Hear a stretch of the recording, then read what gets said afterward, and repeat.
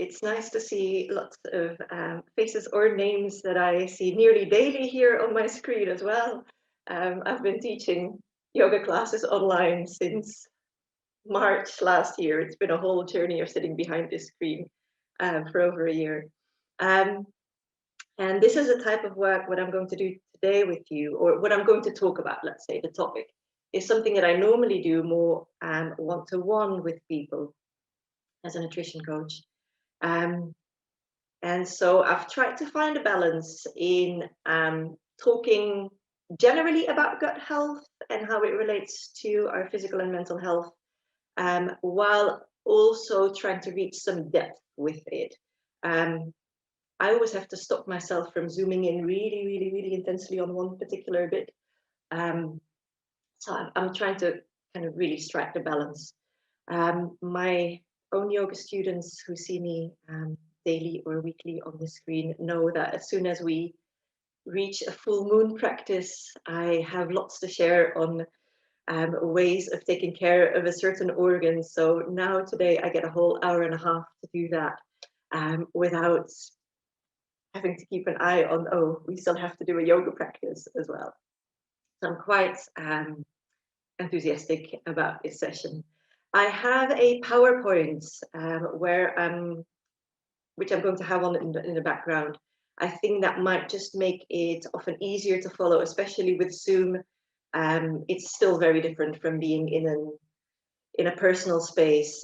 You're still just seeing everything on a flat screen, and it is very easy to get distracted by what's happening in your own background or your own room that you're sitting in.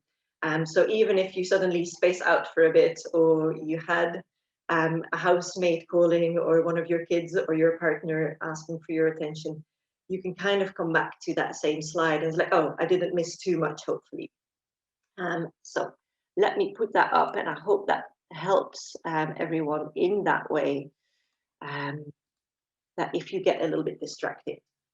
If you can't see the full screen, the box where you still see people's faces, of course, if you're on your phone, it'll look different than it looks for me. I'm on a laptop, but you can kind of move that a little bit aside or to the corner so that more of the PowerPoint becomes available. A little bit of background of where I've come from with nutrition and health coaching, because that's always useful to know.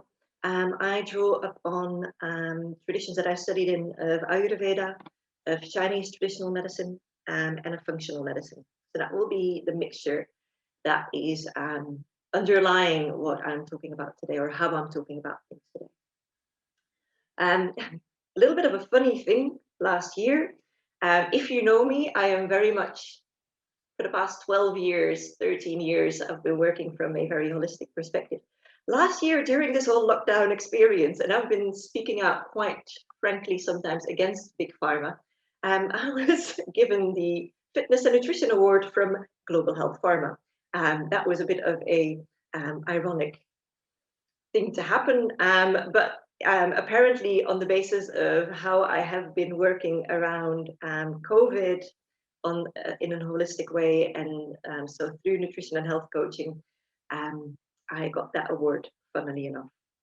But so I find it very interesting when we have more set institutions, or for example, an organization like Global Health Pharma, which is linked to Big Pharma, big pharmaceutical companies, when they start also highlighting things within a holistic approach, rather than closing the door towards it, and actually integrating it and making it known to their own members, or the people more following a more pharmaceutical approach maybe to things. I have, in all the work that I've done, and if I've seen some people here in the group who've done some retreats with me, and that will have started years ago when I started doing my yoga retreats, I have very often brought attention to people's digestive system and elimination system. And whenever I would speak to someone about their health, my question often comes to, so how are you eliminating? How many times a day do you go to the toilet? Can you tell me something about what your poo looks like? whether it sits or floats. And people in the beginning would look at me like, why would you want to know things like that?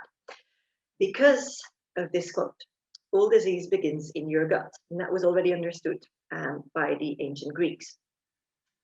The way that your bowel works, the way that your intestines work, determine how nearly everything else in your physical and mental health works, whether it's working well, whether it's working not well. And it gives us a lot of insight into what might be going on. So I will talk a little bit about waste in a moment. I'm not going to go too deep into that. I'm going to talk mostly about the next few things. Rather than the gut as a pure organ or a combination of organs, depending on what definition of gut you're going to take, I want to speak about the gut microbiome, which is starting to get more attention, but still not as much as a lot of us holistic therapists would like. So what that is, the importance of how it gets established during birth, and how we can help there as well. I work as a doula, so I'm quite involved in births, and that's where I work around the importance of the microbiome with my clients as well. We'll talk about some of the negative or positive influences on the gut microbiome. I'll be talking a little bit about the gut-brain axis with you, and we enter with that the topic that was addressed yesterday of emotional well-being and mental health. Anxiety, depression, schizophrenia, and a whole lot of mental health issues are directly connected to your gut health. So we'll go into that for a little bit. I'm actually not going into the next point, which I just realized that I've actually not kind of worked that out in this presentation. But you can easily Google these. There has been now actually more than one study, but one has received quite a bit of attention from the media, pointing out the importance of gut microbiome in relation to COVID, which of course links back to my previous quote. Every disease starts in the gut. And a couple of the negative influences on the gut that I'll be talking about are things that have become all-round daily experiences for us since the beginning of this COVID pandemic. And so you'll start understanding like, hey, how can I do things differently to actually keep myself healthy? So even though I'm not going to really talk about COVID, there will be things that you can easily link to what you are doing on a daily basis. I'll be speaking a little bit more about leaky gut and autoimmune disorders, given that it is such a important topic on gut health, and given that most of the people that I will see for nutrition coaching, health coaching, so most of my clients are actually clients with autoimmune disorders who, through their Western medical practitioners, are being told that it's irreversible, but where actually through holistic work and specifically through functional medicine, you can reverse autoimmune disorders, which for a lot of people is like, what? I have never known that. And so that's the first kind of eye-opening moment. It takes work, but it is perfectly possible to reverse autoimmune disorders when you heal the gut and do the extra work needed. So I'll talk a little bit about that and about 5 gut types that I work with when I do my work with people. So that gives you a bit of an idea of where we go with this. What is your gut microbiome? So your gut microbiome is this huge ecosystem that actually lives inside of you. It's made up of trillions of organisms, bacteria, yeasts, fungi, viruses, that all live in your digestive tract. And together, these weigh more than the average human brain. So the ecosystem itself, all of these bacteria, fungi, viruses, their collective weight is heavier than your brain. And the health and the variety of your gut microbiome is largely determined at your birth. And there is a huge difference between babies born through a vaginal birth and babies born through a C-section. So right at the moment of your birth, the health of your gut microbiome is determined. And I want to talk a little bit about that because this is the start of the health of your gut microbiome, but also how, as mothers or as birth workers, and I don't know if there's other birth workers in the group here, but how we can help to make changes there in particular.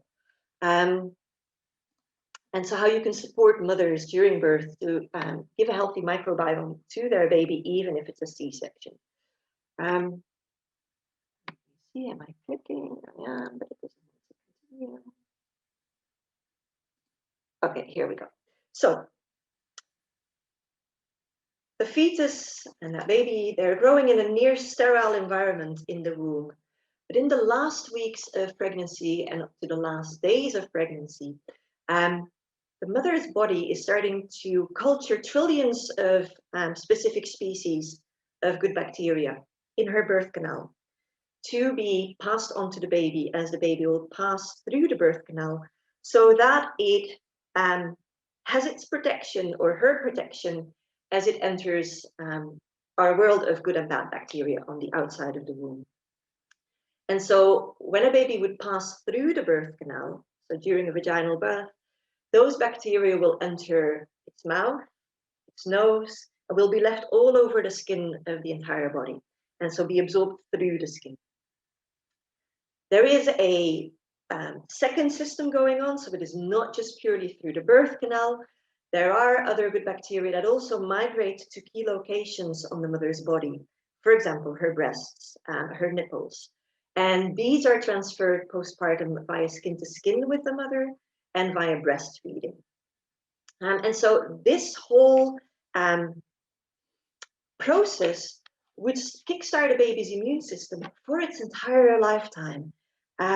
At this point,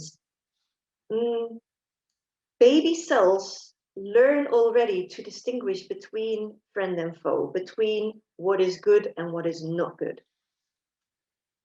Now, in births, when there are birth interventions of any kind, you will have an interference with this, or even a full bypassing of parts of this transfer of microbes.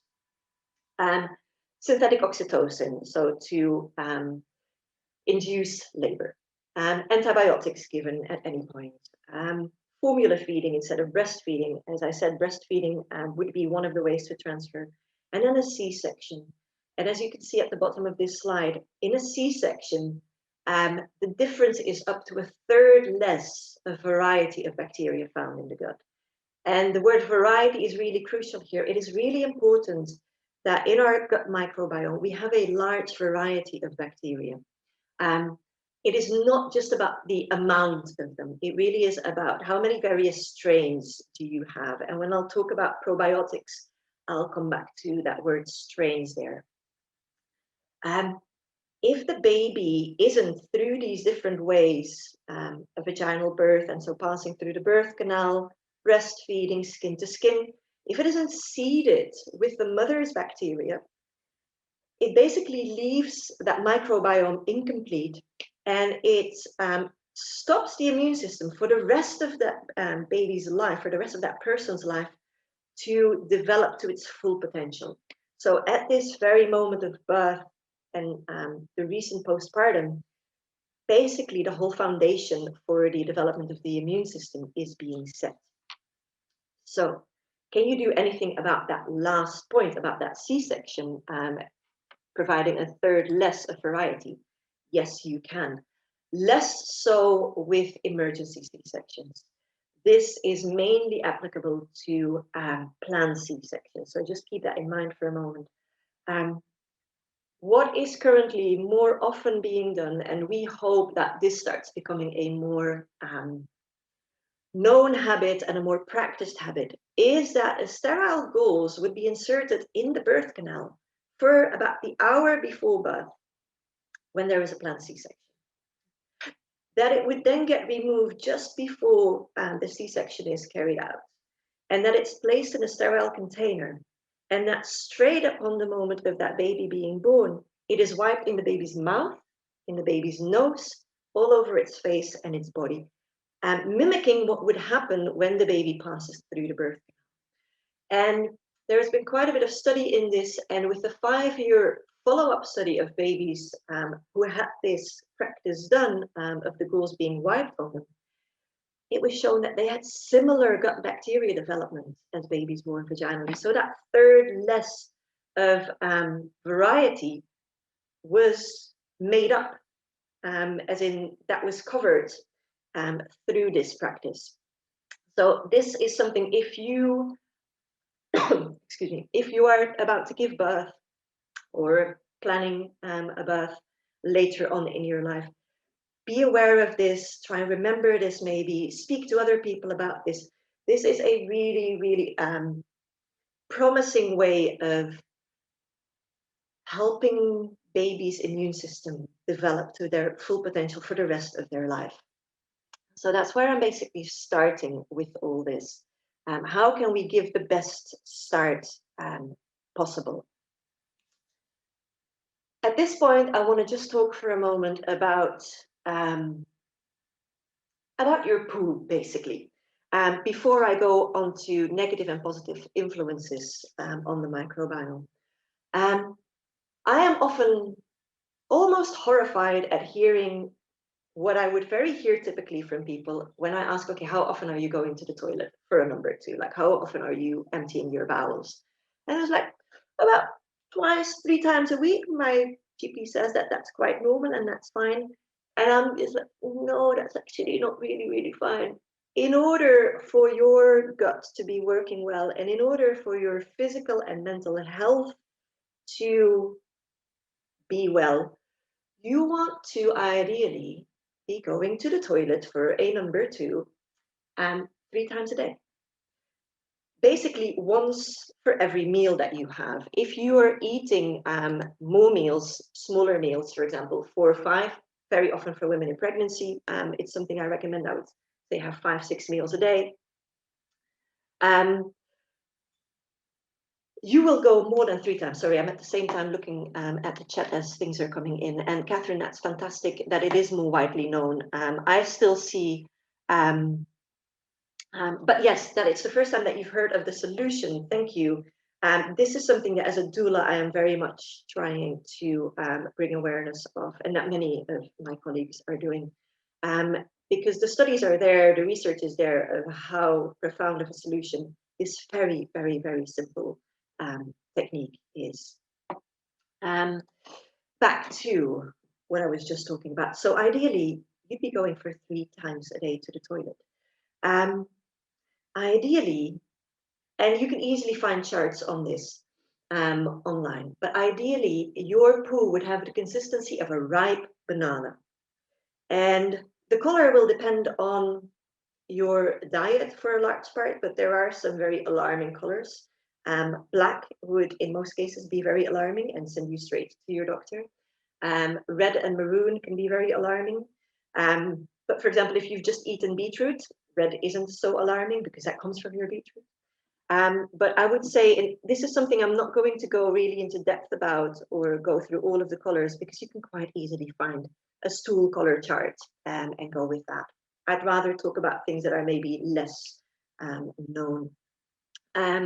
But so the consistency of a ripe banana, it shouldn't stick to your bum, and it shouldn't be hard little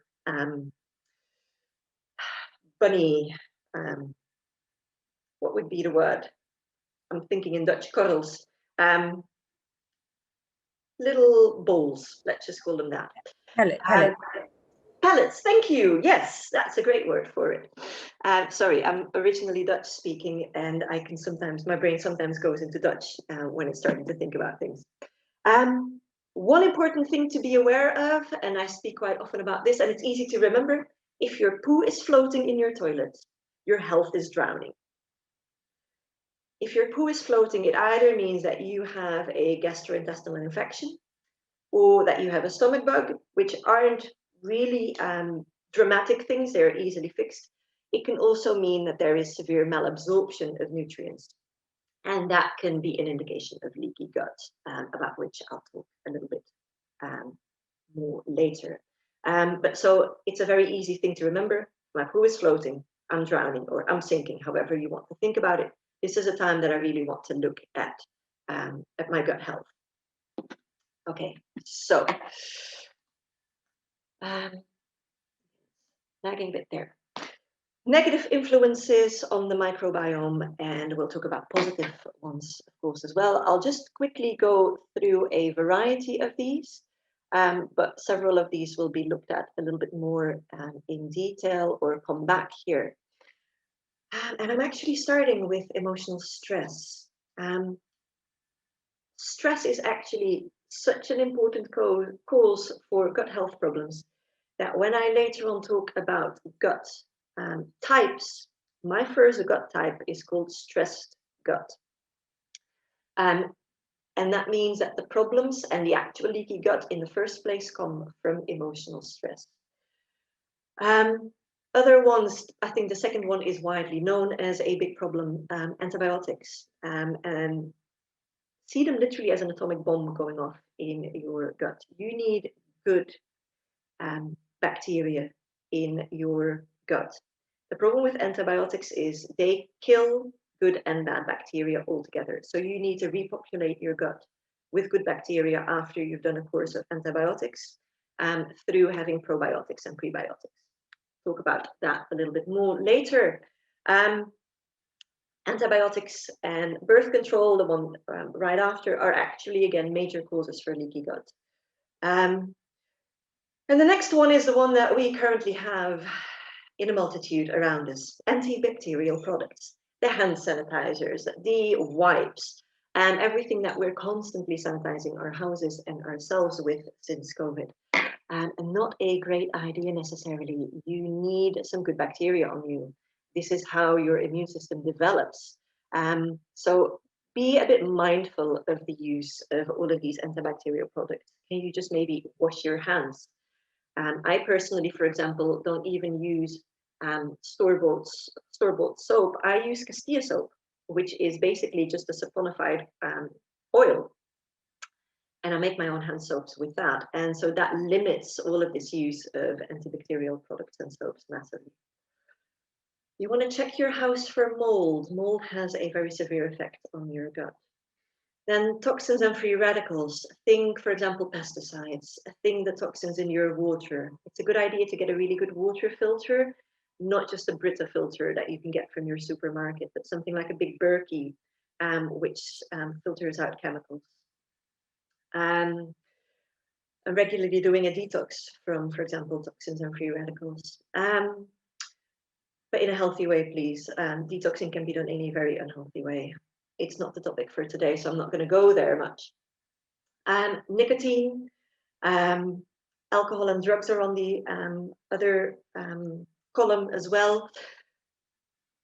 I'll address a number of very typical problems that, let's say, the vast majority of people that we would see with leaky gut would be having problems with, or people with gut problems. But still on the left column, there are always your individual food allergies or sensitivities. And those are basically your kryptonite. That's what you have as an individual Achilles heel, and which you definitely also want to investigate, for example, through testing for that.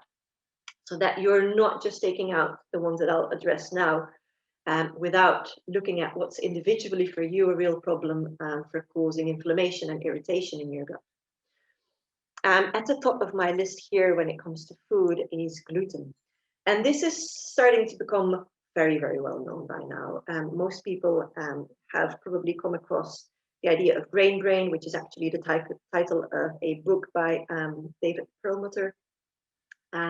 I've put wheat, but there's other grains as well that contain gluten. And gluten is in nearly all processed foods and in many frozen foods because it simply helps. It's a binder. It helps things to bind together so that they don't fall apart. So processed foods often have gluten in it to keep it solid, like a breakfast bar, cakes, anything basically that needs to be held together will have gluten in there. And it is a massive problem for both the brain and for your gut. And those two very much interlink. And I'll talk about gluten in this context more in a little moment. So we'll zone in on that. Fried foods and hydrogenated foods are a big problem. Sorry, hydrogenated fats. Processed foods, partly because of the gluten in there. Sugar and simple carbohydrates. Try and at least replace by complex carbohydrates. Diet foods, artificial sweeteners, food colorings. I think this is starting to become more well known by now as well, that the idea of fat is bad for you is not a truth, and that a lot of these diet foods either are lower in fat but are causing problems for us, or have artificial sweeteners that are quite damaging. Animal protein, and the reason that I've got that on this list is, on the one hand, and that links to the left side column, that meat and dairy contain a whole lot of antibiotics in many cases, unless you have good farm-grown meat and dairy. But also that animal protein actually stays far longer in the intestinal tract than would be good for us. Ideally, you would not have anything in your intestinal tract longer than 8 to 12 hours. For animal protein to digest, it takes much longer than that. And so basically it starts rotting inside and affecting what you eat after that, which also starts rotting inside. So I'm keeping a check at the, an eye on the chat, but there was nothing. Alcohol and drugs I already mentioned. And then the next 4 that I've got there are ones that affect the vast majority of people in their gut health. So it's worth actually eliminating those first if you really feel that you want to do something for your gut health. Caffeine, corn, eggs, and peanuts. Peanuts is an interesting one. I'm from Belgium, and I did my original yoga trainings in Kundalini Yoga in Holland, where everybody eats peanut butter. I lived in America for a while as well. Peanut butter is a favorite food. And I learned during that first yoga training and nutrition course that I did in Holland, it was 15 years ago or so.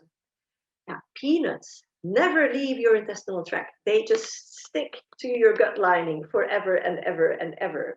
And anything that sticks to your gut lining basically prevents the absorption of nutrients through the small intestines. If you think of your small intestines, and this will come back when we talk about what is leaky gut actually. So your small intestines have a lining which is very, very thin. It's not a thick layer at all. And that lining, it's through that lining that food or that nutrients are absorbed into the bloodstream. Now, if on the inside of your lining, so on the inside of the small intestines, you are starting to get a layer of things there that can't be removed, nothing can be absorbed anymore. And you have these villi in the lining, like little alcoves, you could say, like little fingers. That would be a way of thinking about it. They get stuck with food very often that doesn't get digested, and peanuts would be a major one there. And so it's through these villi that you have, through these fingers that you have in the gut lining, that you increase the surface that you have available for absorption through. Right? If you just have a tube, you wouldn't have that much surface. It's through all these little fingers, as it were, in it that you have a vast amount of surface, but you want to keep them clean. And so I'll talk in a moment, I think it's already on the next slide possibly, or yes, it will be, about ways of actually keeping that gut lining cleaner. So let's go to what you can do already on a daily basis, or simple ways of having positive influences on the microbiome. Probiotics and prebiotics. And I'll talk a little bit more in depth about them still later when I'm addressing anxiety and depression. So probiotics would be good bacteria, and prebiotics is what feeds the probiotics.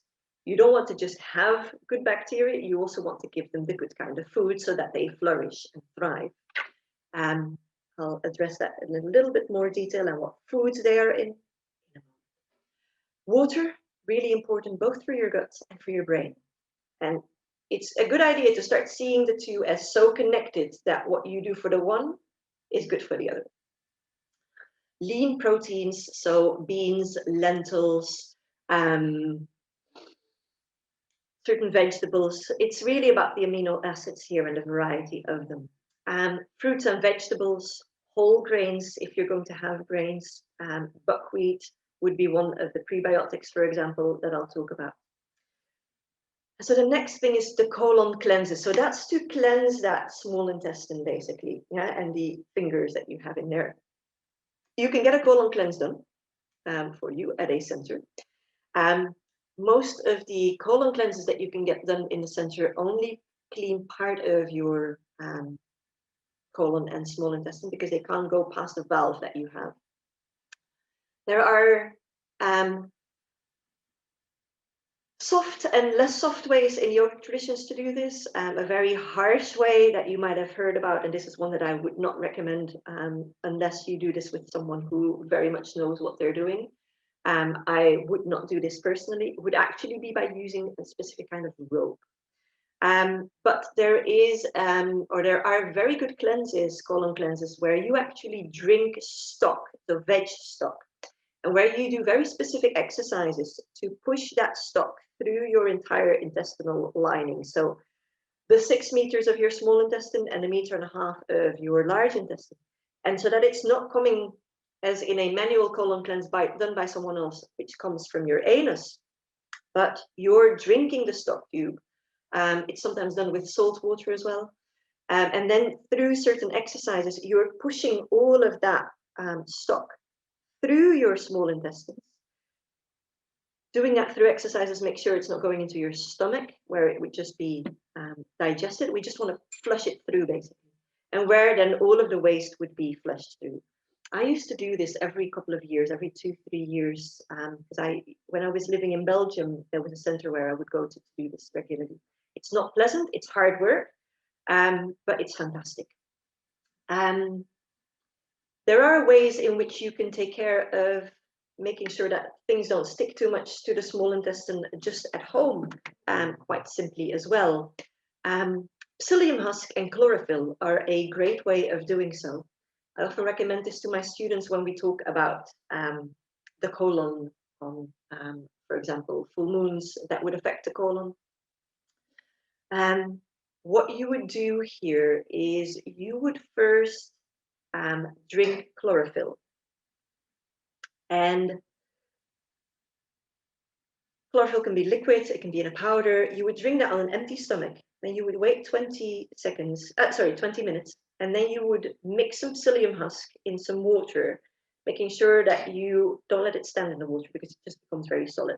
You drink it, and what's starting to happen inside your intestines is that the chlorophyll is going to help release or loosen what's stuck to this intestinal lining, and that the psyllium husk is helping to bind it so that it doesn't just set 1 meter further or 50 centimeters further or wherever, but that it's actually being moved out with your stool. You don't need to do this on a daily basis. You could do this every spring, for example, for about 10 days to 14 days and have that kind of as a spring cleanse for your colon. And that would be a great way of taking care of it. And so that's a gentle way of cleansing the microbiome that does not affect your gut bacteria at all. Sunshine. You need sunshine, and you need lots of time outside. For example, gardening. It's something I took up at the beginning of the pandemic, just so that I would have a good effect on my microbiome. And we had lots of sunshine last year when things started being locked down. But so your hands in the soil, or walking barefoot on the ground, or interacting with animals. Dogs, for example, have 50% stronger immune systems than we have as people. So interact with them. They will help you develop a better microbiome in your gut. Regular meal patterns and times. I didn't mention that here, but that would be another thing that helps your gut microbiome. Exercise. It's vastly underrated on how important this is for your gut. In all yoga traditions, you'll have specific exercises to help the gut. we'll have specific exercise, and I might have you do a few when we talk about hormones and the gut. But so exercise, whatever form of it. If you have leaky gut, one of the first things you want to do is having bone broth, for example, for the amino acids. If you are vegetarian or vegan, L-glutamine supplements can help in that sense. And other things that you can do for the microbiome would be supplements specific for your gut type, which I'll talk a little bit about later. So when I do sessions with people, we very much go into depth with, okay, what gut type, what are your problems, what are your autoimmune disorders, what supplements do we want you to have, what type of foods do we want you to have. I only mentioned a few foods here, but we go into we go really into depth and detail on what is particularly beneficial for one gut type, because it wouldn't necessarily be so for another gut type. Digestive enzymes can play a big role here. If you want to make it easier on your gut, if you, for example, have problems with digestion, betaine with pepsin or simple apple cider vinegar, so ACV, are great ways of helping your body digest through giving it digestive enzymes to break down foods. Yeah, that's especially if you start having particles of food or bigger particles of food coming through the gut lining. We'll come to that in a moment. So, gluten, gut, brain. Here we talk about some mental health disorders, but really about how gluten affects your gut and how it affects your brain. A fast kind of side note here, because this is where people will hear different things and maybe not know exactly what is what. You can have many different types of reactions to gluten, just as you can have them to different foods. You have celiac disease, which people will have heard of, or maybe are diagnosed with. And then you have gluten allergies, gluten sensitivities, and gluten intolerances. They are not just synonyms for the same thing. So it's not just different ways of speaking about the same thing. I've explained here on the slide what they actually are. And this applies to other food allergies as well. So food allergies or food sensitivities or food intolerances, they are all different ways in which your body is reacting to something. Allergies and sensitivities are immune responses to IgE antibodies in a specific food, or to gluten in this case. With an allergy, it's immediate. With a sensitivity, there is a delayed immune response. You might only notice it quite a few hours or days later. And then an intolerance is where you have an actual gastrointestinal or metabolic response. That comes because there is, or that happens because there is a lack of enzymes very often. So this is where taking digestive enzymes really helps with any food sensitivities. I hope that helps you to see, like, okay, the words that I sometimes hear, they don't all mean the same thing. They all have a slightly different meaning. Let's first look at what gluten does to your intestinal lining. And so you start seeing why we call it leaky gut here. I was talking about your intestinal lining as being basically that very thin layer in which you then have those villi. Think about you having a hole in your sock, right? What gluten does is it creates little holes in the intestinal lining. And initially, your body can repair it. Your spleen has an important function in the repairing of your gut, actually. And so it's like it's just stitching it back together, just as you or your mum or your grandma would do or would have done with your socks.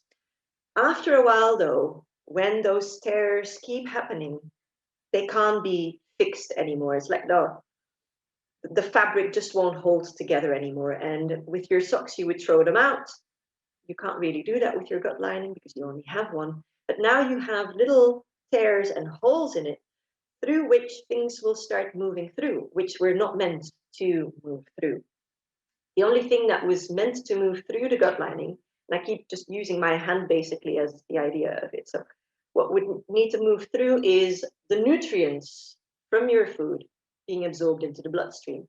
That thin gut lining is the only thing that separates the waste in your gut from your blood. If you now start having little holes in there, the waste comes into your blood. Yeah, so you'll have food particles, undigested food particles, not just the nutrients, but the actual fuller particles coming into your bloodstream. And that will start leading to inflammation and irritation, but also to your immune system saying, we have an intruder here. We need to do something about that. I'll come to that process, in a little while, because I first want to stay just with what gluten also does to your brain. But so this is something I'll pick up on a little bit later, what actually happens in the body when you have food particles going through. But so here on the slide, you see how that would actually happen. Yeah, you have these larger spaces where there shouldn't have been any at all. Where I'm going with my mouse now, that's how your gut, how it should fit together. These larger spaces that I'm indicating here, and this very large one, that's where things come through. These are like still repaired, but this one is now an actual hole or tear. Okay, so we'll come back to that in a moment, or we'll go further on that in a moment. But here, gluten also has a very severe effect on your brain. And it's interesting, gluten can actually release right at the base of your spine, at the atlas points, into the brain. So gluten does not just affect your gut, but it releases right here at the back, and then can enter the brain through the atlas points. It's actually a primary cause for many mental and psychiatric disorders. We'll speak about anxiety and depression as largely caused by gut inflammation. But I want to stop for a moment here to speak about schizophrenia. And this is something that in the Asian community in which I live, even though I am white myself, I've lived in the Asian community for more than 12 years. And schizophrenia amongst the Punjabi community especially is a huge problem. It's actually interesting to, dramatically interesting in that sense, to know that Punjabis have the highest ratio of schizophrenia across any community. Now, schizophrenia is actually really well researched in relation to gluten. The first study was from 1954, already posing gluten as a primary cause for schizophrenia. If you, for example, would compare Punjab, which is known as the breadbasket of India, and so where wheat is consumed in large amounts, but also in the Punjabi communities outside of India. If you compare that to, for example, a state like Kerala, where you wouldn't really have wheat, where people would have more things like dosa. So let's say South India, even at large, where lentils would be more consumed, or things like dosa and uttapam made of lentils and rice, and where you wouldn't have that huge consumption of wheat, schizophrenia hardly ever occurs.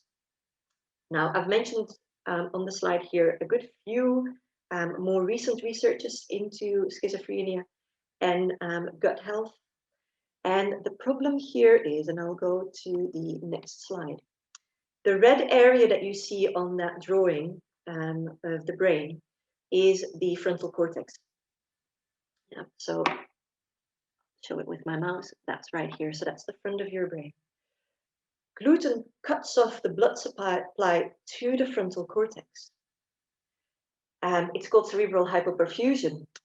But your frontal cortex is responsible for executive functions of your brain. It's responsible for your response rather than your emotional reaction to something. It is responsible for parts of your personality. If you've practiced, I know that several of you have, so that's why I'm referring to it, but if you've practiced any Kundalini yoga with me, I very often speak about the frontal cortex. We do a lot of work on there. You, for example, in a drishti, simply looking at the tip of your nose, is to develop your frontal cortex. It gives you that heavy feeling in the forehead. This part of your brain is hugely important. It's the opposite of the reptilian back brain, basically. And if you would think of our evolution as humans, if you think of drawings of primates, there is a very flat part here. It's like that frontal brain hardly exists. It's kind of diagonally down almost. Through our evolution, the frontal brain has started becoming bigger, and it is still growing. So it's part of our brain that throughout our evolution is still developing. And it's even interesting to think how we depict aliens. It's with this huge forehead, right? There is something in there that says something about the importance of the frontal brain. Now, gluten cuts off the blood supply, which means you will have less development there, basically. You need blood for an optimal development. Nearly 83% of your blood needs to go in your brain to have that function. So if you cut off something there, you're in trouble. And let me go to the next slide where I discuss a little bit in detail. Okay, so what are some of these functions of the frontal cortex there, or the frontal lobe as it's also called? It helps you to understand what your future consequences will be of what you do, where you can understand, if I do A, B, C, and D are going to happen. So do I want to do A or not? Or am I just going to end up in situations that I could not predict, that I could not foresee, and now I'm having to deal with all of the consequences as they have happened? I couldn't calculate it. It helps you to, what is said, or what is described as choosing between good and bad actions. Morality and ethics are linked to your frontal cortex. Being able to understand ethics and being able to choose things ethically comes from the frontal cortex. The ability to override or suppress socially unacceptable responses is governed in the frontal cortex. You being able to retain longer term memories which aren't purely task-based, so memories that are more, let's say, emotional based, that are about your childhood, your teenage years, your families, which aren't purely, I need to do this or I did this. They are covered in the frontal cortex.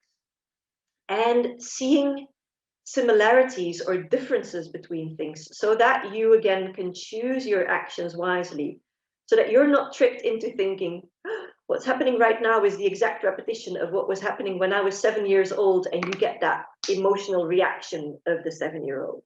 Yeah, where you can understand, no, it's actually different. There are some similarities, there are great differences as well. I can have a different response here, and I can have a more mature response here. These are actually topics I very often work on in my yoga and meditation classes with people. And so they all have to do with further developing the frontal cortex. So you want to try and make sure that you don't start undoing the blood supply here through food. Okay, let's move on from there. You might have heard about the gut-brain axis. Basically, your gut is actually your second brain. And it's sometimes called the ENS, or the enteric nervous system. You probably know about the central nervous system. You might know about the peripheral nervous system. You might know about your sympathetic and parasympathetic nervous system and know those names. The enteric nervous system is basically a brain that consists of about 100 million neurons, which is more than your spinal cord, which is lining the gut. So still in your gut, yeah, that gut lining that we talked about, you have a nervous system. And that is interacting with your central nervous system. So it's sending information to it and it's receiving information. It's functioning without input from the central nervous system is what I wanted to say. So this nervous system is communicating with your brain through hormones and not through having to go through the central nervous system. I hope that makes sense. I'll show a slide and I'll briefly talk about how hormones play a role, and we'll then talk about, for example, anxiety and depression in that sense, or in that context. But so hormones are the chemical communicators or the chemical signals between the enteric nervous system and your brain.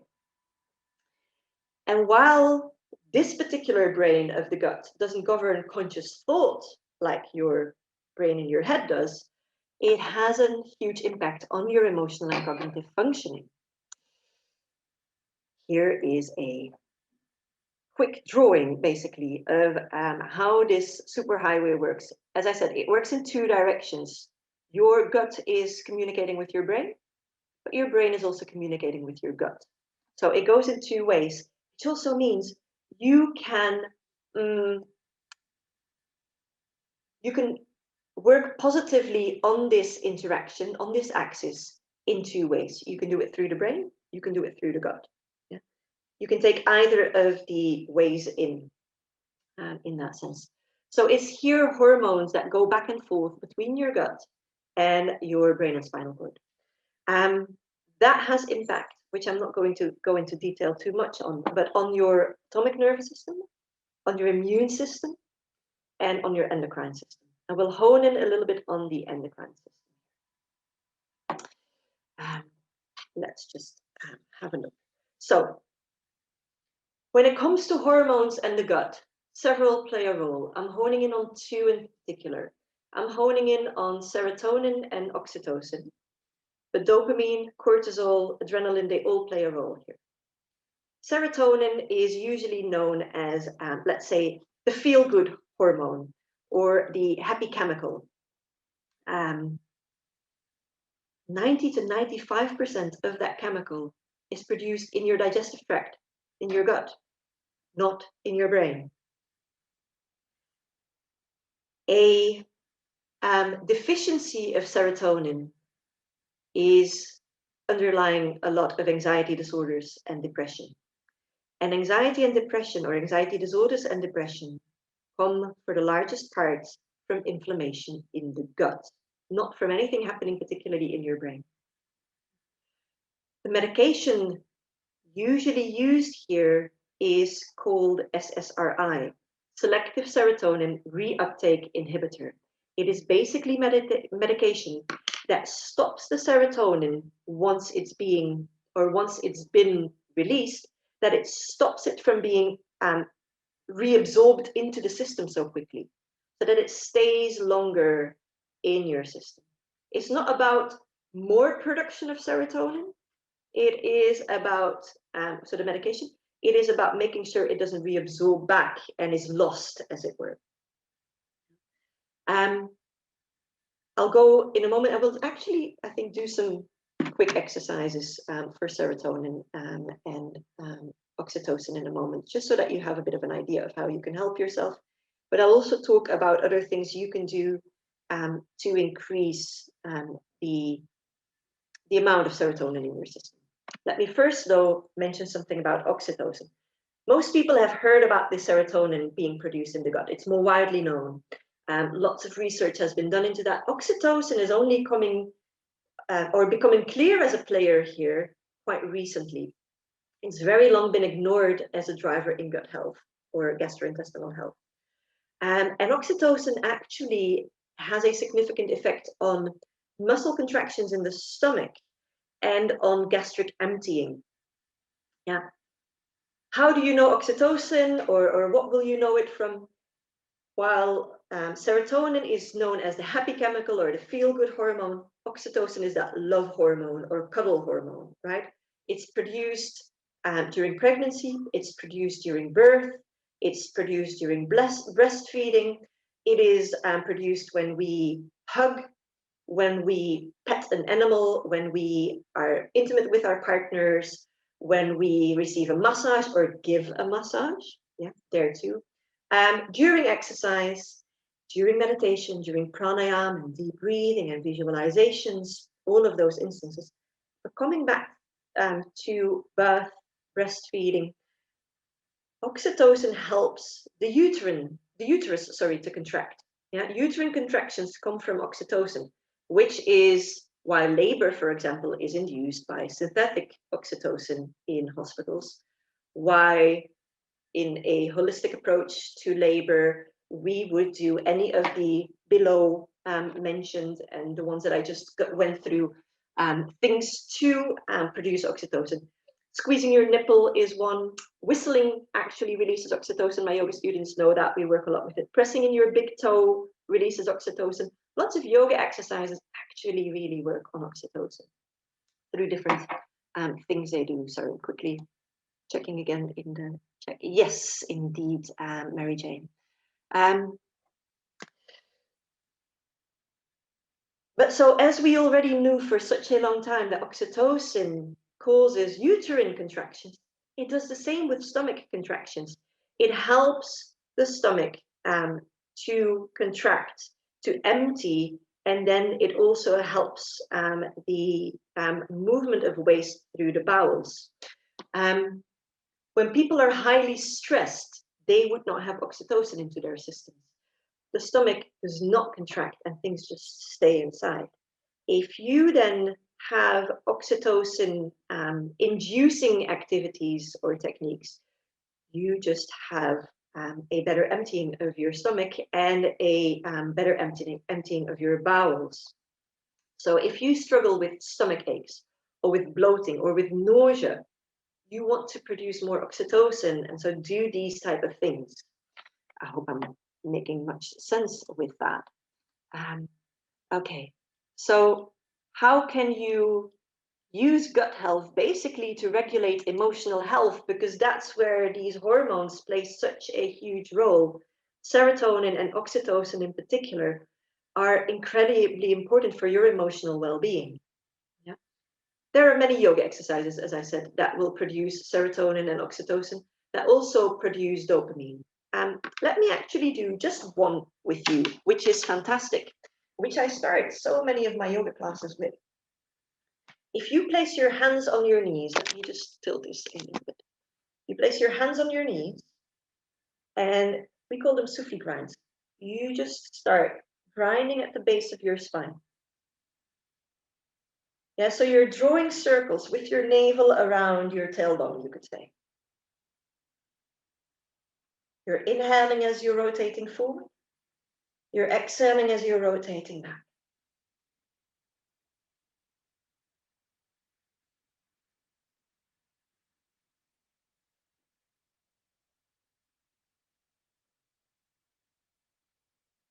Your eyes can just be closed, focused at the third eye.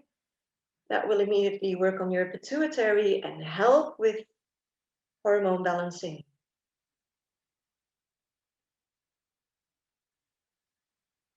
We'll just do this very briefly, but you would normally do about 3 minutes in total. Go to the other side. So you just reverse the direction now. You're still inhaling forward, still exhaling back.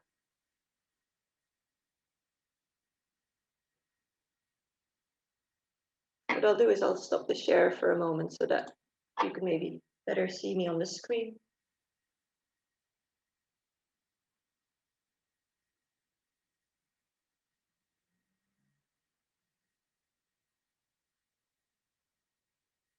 And then you'd simply bring yourself still in the center. Inhale. Hold your breath for a moment. And then exhale.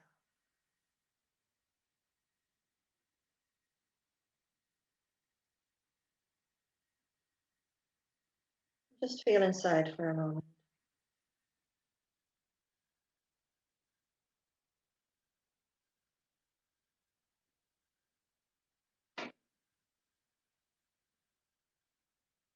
We've just done about a minute of it, but even that already starts affecting your hormones through the gut. There are many other exercises that would do this. A spinal flex. If you're a regular of Kundalini yoga or you even practice it once, you will have done that once. So you'd be holding your hands on your shins or on your knees, and you inhale forward, you exhale back. That too. This one is particularly good for serotonin. Whenever you have your eyes focused at your third eye, so looking at the brow point, you're helping the release of oxytocin. So you can do both of them here at the same time.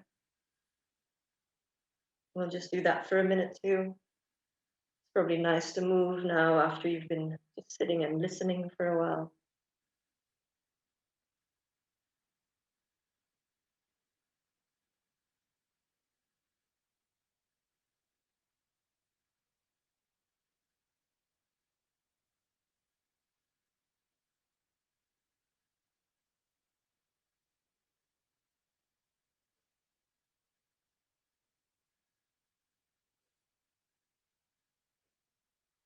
Inhale in the center.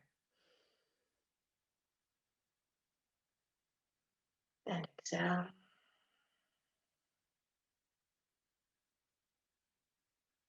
And again, just feel for a moment.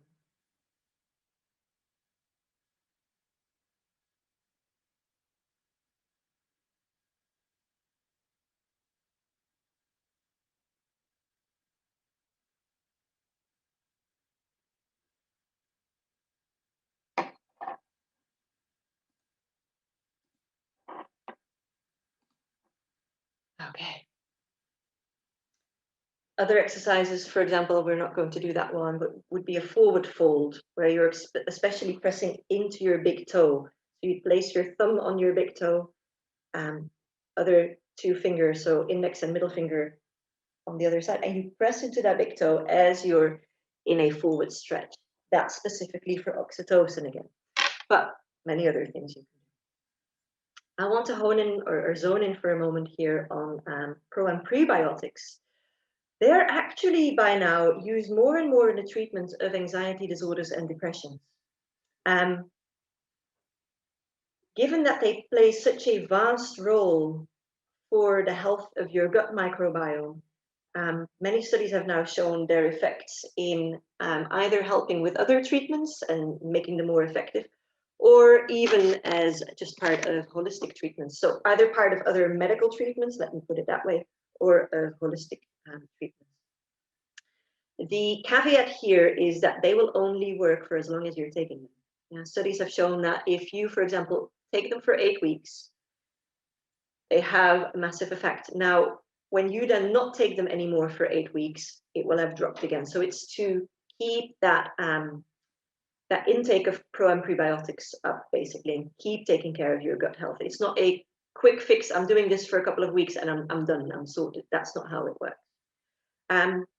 What foods are these in? Probiotics, fermented foods. Yeah, they're more and more popular. But yogurt, kefir, whether that be water-based kefir or milk-based kefir, kimchi and sauerkraut, kombucha, but do bear in mind that kombucha has caffeine. And remember earlier on, caffeine isn't great for your gut. So that's kind of one that you want to feel into. Fermented pickles. So all of those would be foods containing probiotics. Prebiotics, as I said earlier, are what feed the probiotics. No, prebiotics are what feed the good bacteria. That's how I need to say that. Yeah. Probiotics populate your gut with the good bacteria. Prebiotics then basically bring the food. Garlic, onions, whole grains, specifically buckwheat is fantastic. Bananas and beans, they all contain good amounts of prebiotics. There's more, but that's a good start. Then, of course, you can also take supplements. The best way for prebiotics and probiotics is actually through food. If you take supplements, and I've put it on the slides to really pull your attention to it, you need, in the first place, a variety of different strains. So you really need to check your labels before you buy any probiotic/prebiotic. Ideally, it's a supplement that has both pre and probiotics in it, unless you're really going to start feeding them straight away with prebiotic foods.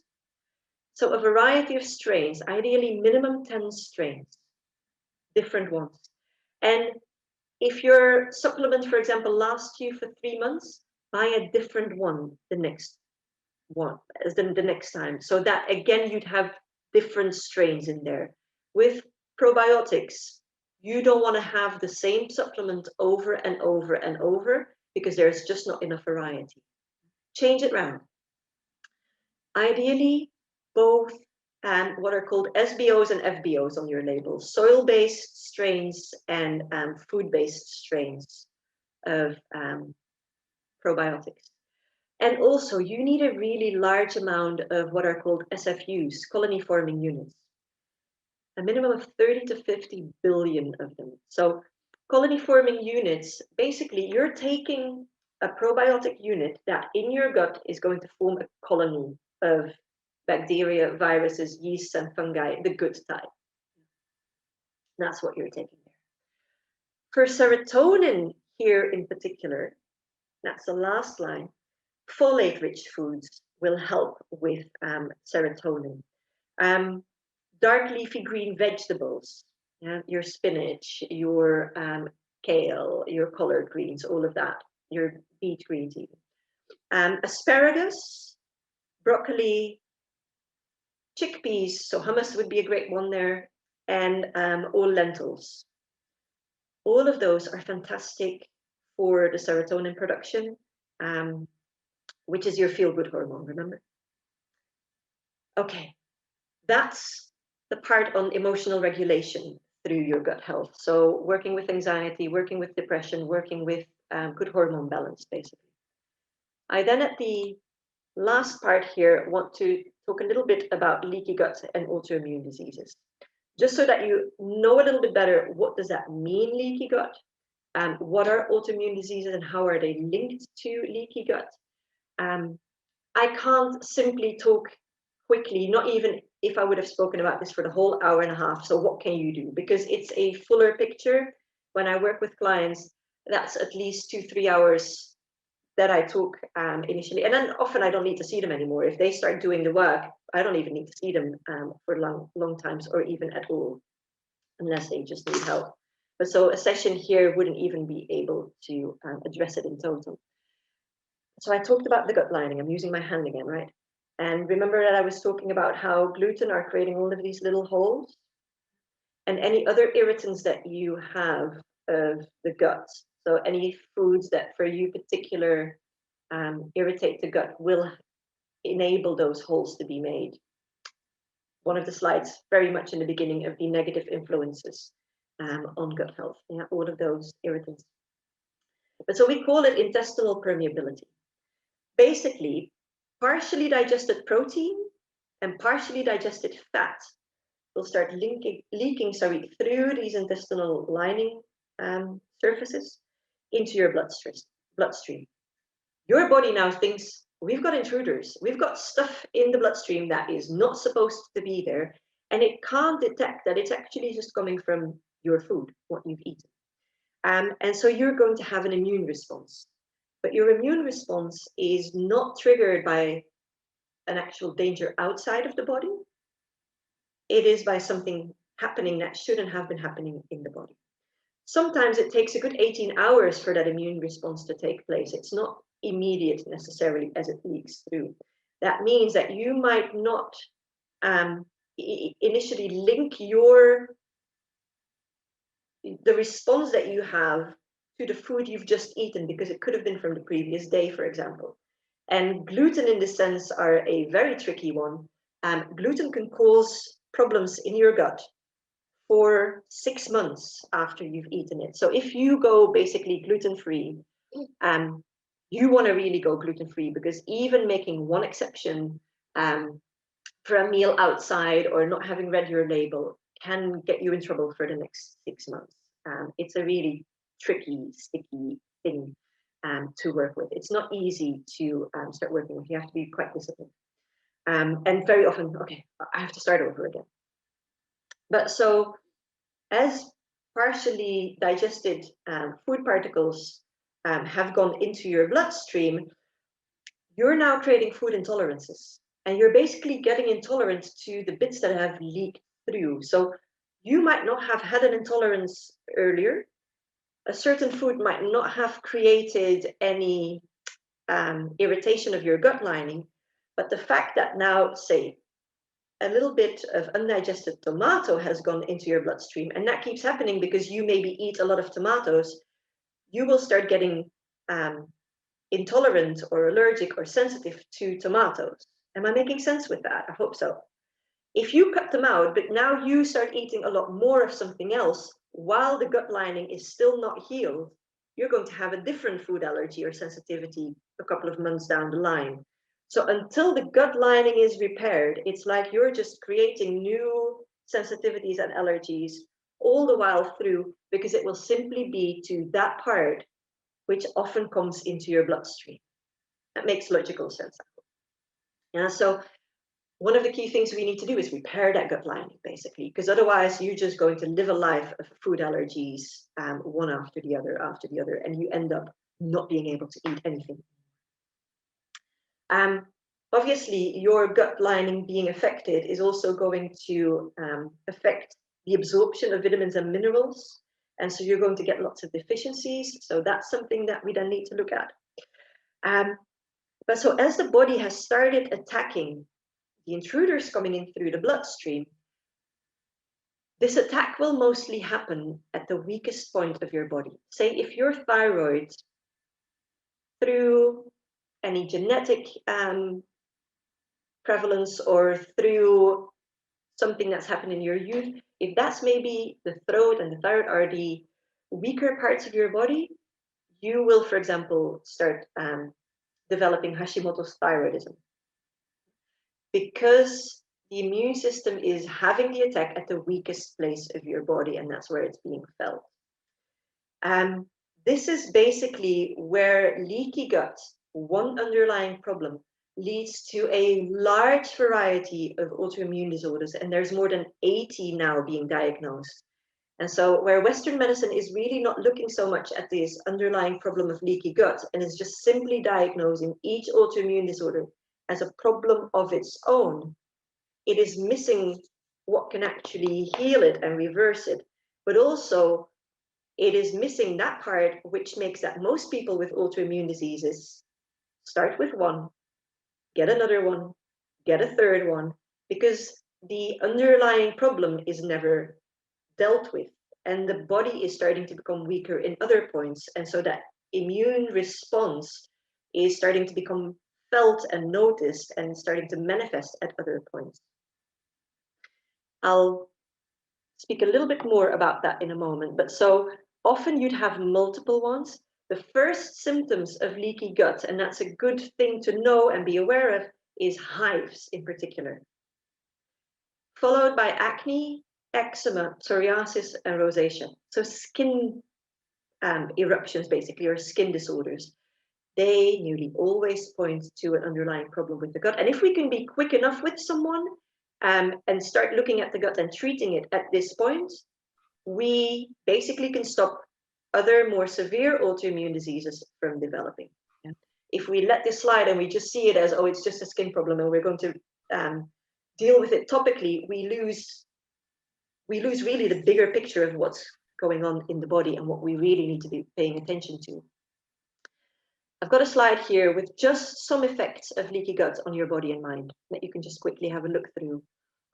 So depression, anxiety, ADHD, as I mentioned, a lot of the skin problems there that I just went through, thyroid problems, yeah, Graves, Hashimoto's, thyroid problems, IBS, so irritable bowel disease, inflammable bowel disease and irritable bowel disorder, and any other problems with the bowels of autoimmune kind. Adrenal fatigue, very typical is thyroid and adrenals here being affected. Rheumatoid arthritis is an autoimmune disease. Fibromyalgia, the discussion is still out there. I often treat it linked to autoimmune, and we go there first and see if repairing, or if there's a problem with the gut and if we can repair it, and if it solves the fibromyalgia. But there seem to be other possible causes where people don't have leaky gut and still develop fibromyalgia. There's just not been enough research done there, so I'm putting kind of between brackets here. Migraines largely have to do with leaky gut, and I'm a personal, that's been my personal journey, the first one basically. Migraines for me were one of the first signs of leaky gut, which for decades, the link was ignored by any physicians I worked with. And it was only by addressing gut problems, which in my personal journey had by that time become thyroid problems. And so by fixing the gut, that my migraines got much better. So this, I already spoke about this. The more than 80 different autoimmune diseases, I've just listed some, but the list is really, really endless. So how could you then heal your gut? You want to know your gut type, and I'll show them quickly on the next slide. You want to remove any triggers that are causing inflammation. You want to address the emotional root causes. There is always an emotional root cause going on here. You want to nourish your gut lining again with key nutrients. You want to treat other affected organs, which I'll show on the slide next, with supplements. And you want to rebalance your microbiome with prebiotics and probiotics. And those are the simple stages I work with for any autoimmune disease. It's basically really simple work, but it takes work because you want to look into what's emotionally underlying it. So we're not just doing physical things here. We really kind of delve into people's history as well, and their emotional history, or how they grew up, or what are their patterns really, because that will underlie how things are manifesting. And so, just to mention the gut types: stressed gut, immune gut, gastric gut, candida gut, toxic gut. 5 different problems or 5 different ways of manifesting leaky gut. Each of them connects to organs and glands being imbalanced. Each of them has very different emotional coping mechanisms linked to them, which are very easily diagnosed. What I do here with people is seeing how, when they're in situations of conflict, what their reactions are, what their emotional reactions are. They teach us, even before we look at the body, what type of gut they have. Most of the time we see that 2 gut types are prevalent, so a primary and a secondary, and we need to just balance and heal the 2. So let's say 2 sets of organs, 4 organs is very typical to be affected in the background of autoimmune disorder. That's basically what I wanted to address today. I rushed a little bit through the last part, but it is something that we wouldn't be able to go into detail on anyway, and this basically has led us to the last slide anyway. I hope that you have benefited in some way from this. It might have raised many more questions possibly, but I hope that you have some tools or techniques, or at least ways of looking at, hey, my gut is really extremely important here.